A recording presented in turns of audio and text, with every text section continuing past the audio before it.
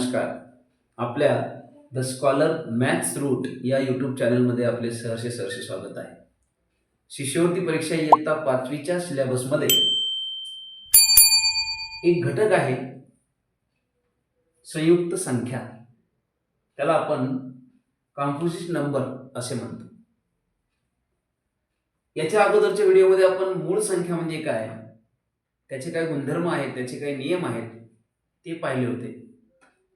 आता मूळ संख्येच्या विरुद्धच असते संयुक्त संख्या. मूळ संख्येला काय असते, फक्त ती संख्या आणि एक हे दोनच विभाजक असतात. दोन व्यतिरिक्त तिला कुठल्याही संख्येने भाग जात नाही, एक आणि त्या संख्येशिवाय. आता संयुक्त संख्या बघूया आपण. संयुक्त संख्येची व्याख्या या ठिकाणी दिलेली आहे बघा. ज्या संख्येला एक व ती संख्या याशिवाय इतरही संख्यांनी विशेष भाग जात असेल तर ती संयुक्त संख्या असते.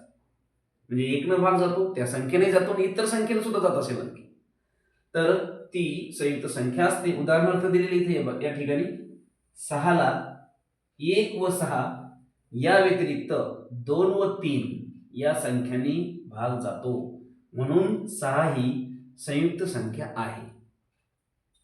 2 ते 100 पर्यंत एकूण 74 संयुक्त संख्या आहे. 2 ते 100 पर्यंत 25 मूळ संख्या आहे. आता बघा, 74 संयुक्त संख्या आणि 25 मूळ संख्या. 74 अधिक 25 झाले 99. मग एक संख्या कोणती? एक संख्या म्हणजे एकच, जी मूळही नाही आणि संयुक्तही नाही. म्हणून इरेटोथेलिस नावाचे गणितज्ञ एकला त्यांच्या इरेटोथेलिसच्या चाळणीमध्ये असा बॉक्स करतात, म्हणजे ती मुळे नाही आणि संयुक्त सुद्धा नाही. अशा 1 ते 100 पर्यंत संख्याचा हा मेळ आहे. मूळ संख्या अनंत आहे, संयुक्त संख्या अनंत आहे, परंतु आपण विचार केलेला आहे 1 ते 100 पर्यंत किंवा 2 ते 100 पर्यंत. 1 ला सोडून दिलेला आहे, कारण 1 ही मुळे नाही आणि संयुक्तही नाही.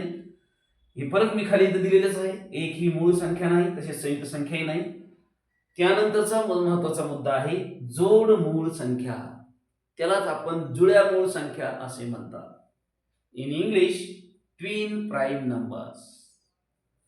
Twin prime numbers are the prime numbers having difference to. बघा, ज्या दोन मूळ संख्यांच्या मध्ये 2चा फरक असतो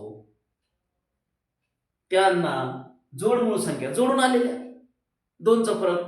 किंवा दुसरी व्याख्या करायची झाल्यास, ज्या दोन मूळ संख्यांच्या दरम्यान एकच संयुक्त संख्या असते त्यांना जोड मूळ संख्या किंवा जुळ्या मूळ संख्या असे म्हणतात, किंवा ट्विन प्राईम नंबर्स असे म्हणतात. उदाहरण बघूया आपण जोड मूळ संख्यांचं. बघा, 2 ही पहिली मूळ संख्या झाली. आता बघा, दुसरी मूळ संख्या आहे 3 व तिच्या नंतरची मूळ संख्या आहे 5. या दोघींच्या मध्ये एकच संयुक्त संख्या येते.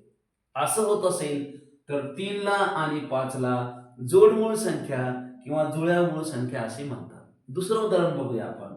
5 व 7 यांच्या दरम्यान 6 ही एकच संयुक्त संख्या येते, म्हणून 5 व 7 या झाल्या जोड मूळ संख्या किंवा जुळ्या मूळ संख्या. पुढचं उदाहरण आपण बघूया. 11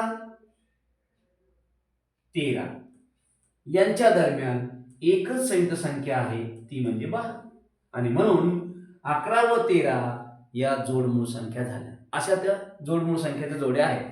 तर 2 ते 100 पर्यंत जोडमूळ संख्यांच्या एकूण 8 जोड्या आहेत. असाही प्रश्न येऊ शकतो. 4 पैकी एका पर्यायाला आपल्याला गोल करायचं असते. म्हणून ह्या ज्या संख्या आहेत, हा जो घटक आहे हा अतिशय महत्वाचा घटक आहे, आणि तुम्हाला आमच्या व्हिडिओच्या माध्यमातून हा घटक शिकणे अतिशय सोपे होईल. म्हणून व्हिडिओ आवडल्यास लाईक करा, शेअर करा, सबस्क्राईब करा, जेणेकरून असेच विविध प्रकारचे व्हिडिओ आपणापर्यंत येतील. भेटूया पुढील व्हिडिओमध्ये. तोपर्यंत नमस्कार.